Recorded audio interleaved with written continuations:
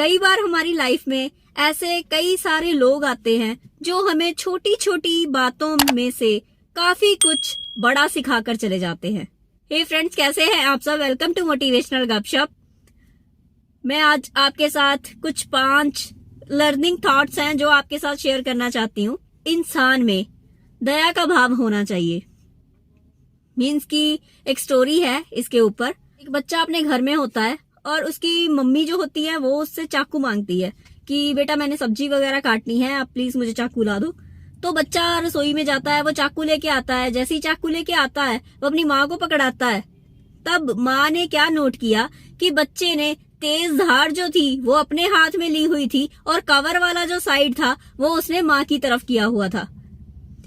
ये चीज देखकर माँ ने अंदर से प्यारी सी मुस्कान उस बच्चे को छोड़ी और बोला कि बेटा, आज मुझे ये एहसास हो रहा है कि तू काफी बड़ा हो गया है और आगे जाके बहुत कामयाब होगा। क्योंकि माँ ने समझ लिया था कि जो बच्चा आज ये चीज समझ रहा है कि अगर वो तेज धार मेरी तरफ होती और उसका ध्यान मतलब माँ का ध्यान अगर उस चाकू की तरफ ना होता तो वो ऐसे ही पकड़ लेती, तो उसके हाथ पे चोट लगने का डर था। लेकिन उस बच्चे ने ये चीज समझी।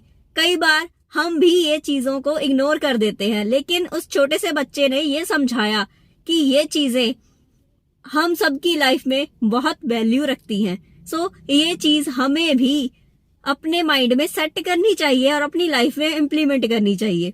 दया का भाव, चाहे वो बड़ा है कोई, चाहे वो छोटा है कोई, हम सबके मन में दया का भाव होना ही चाहिए।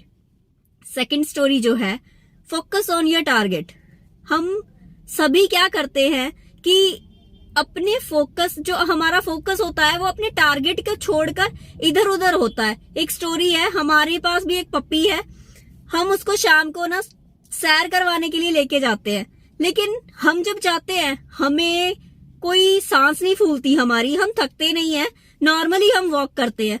लेकिन वो क्या करता है कि जैसे ही वो चलता है रोड पे, इधर उधर भागना शुरू कर देता है। जैसे ही वो इधर उधर भागता है वो हाफता है, उसको सांस फूलती है, उसको प्यास भी लगती है और वो थकता भी है, क्योंकि उसको ये नहीं पता उसने रोड पर अपने कैसे ट्रैक पे चलना है। वो इधर उधर अनबैलेंस होता रहता है और जो उसको पकड़ के रखता है वो भी होता है। तो ये चीज हमें यहाँ इस स्टोरी से ये सीखने को मिलता है कि अपने टारगेट को हमने फोकस कैसे करना है। क्योंकि जैसे ही वो कुत्ता है उसको नहीं पता है कि उसने रोड पे कैसे चलना है, इधर उधर घूमता फिरता रहता है, इधर उधर भागता है। लेकिन हम इंसान हैं, हमें पता है कि अपना टारगेट कैसा है, हमने क्या अचीव करना है। और अगर हम इधर उधर नहीं भटकेंगे, अपने टारगेट पर ही फोकस करेंगे, तो हम सक्सेस जरूर पा सकते हैं। थर्ड स्टोरी जो है, अपने मेंटोर को कभी नहीं भूलना चाहिए। जी हाँ, हमारे जो गुरु जो हमें सिखाते हैं कि लाइफ में अपनी सक्सेस कैसे अचीव करनी है, छोटी छोटी बातें जो हमें हमारे गुरु ने सिखाई होती हैं, हम जब कामयाब हो जाते हैं तब हम उस चीज को भूल जाते हैं कि कोई हमारी लाइफ में पीछे खड़ा था जिसने हमें सपोर्ट की थी।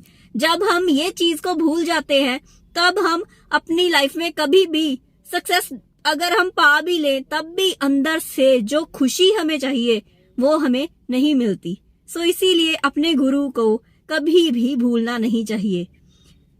गुरु का रोल जो होता है वो सभी रोल से ऊपर होता है, क्योंकि वो हमें लाइफ में जीना, विचरना और बहुत कुछ करना सिखाते हैं जो हमें बाहर की दुनिया में सीखने को नहीं मिलता।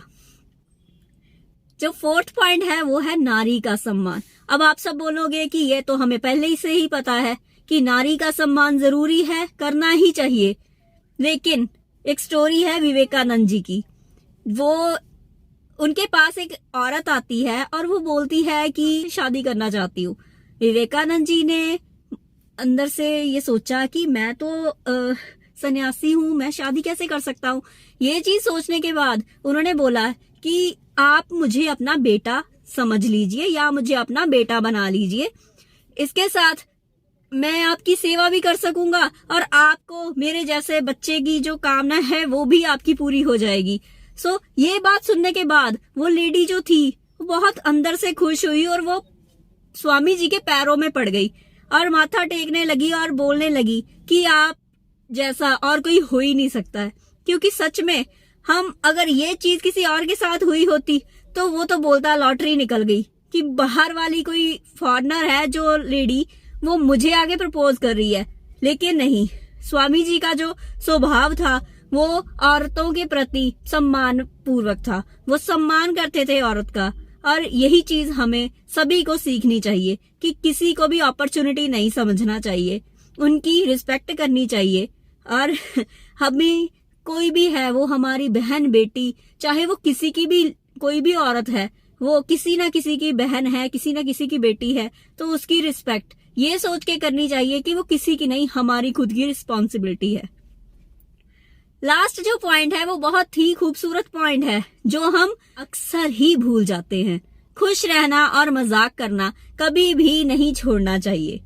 एक होटल में दो आदमी बैठे होते हैं और बैठे बैठे एक फॉरेनर होता है, एक इंडियन होता है। जो फॉरेनर होता है वो अपनी हवा में होता है, वो बोलता है कि मैं ऐसे किसी भी रेस्टोरेंट में खाना नहीं खा सकता, मैं बैठता भी नहीं हूँ ऐसे रेस्टोरेंट में जहाँ एक चिड़िया और एक सुअर बैठा हो या हो वहां पे। जब ये बात उस इंडियन आदमी ने सुनी तो उसने बोला कि आपका कहने का क्या मतलब है, अब मैं उड़ जाऊं? जब ये बात हुई तो सभी वहां पे जो बैठे थे रेस्टोरेंट में, वो सभी ने ये बात सुनी और वहां पे हंसी का माहौल बन गया।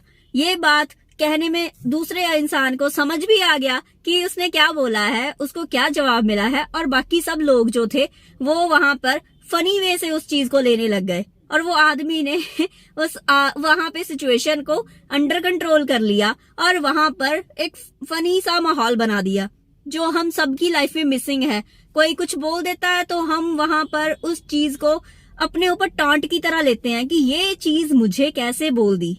लेकिन हम अगर उसी चीज को अपने ऊपर पर्सनली ना लेकर उसको मजाक में ले ले तो वो बात हमारे लिए नॉर्मल हो जाएगी और ऐसे लगेगा कि कुछ भी नहीं है ये। अगर आजकल की लाइफ में ये लोगों की लाइफ में मिसिंग है तो ये चीज आप हंसी मजाक कभी मत छोड़िए, अपना बचपना कभी मत छोड़िए।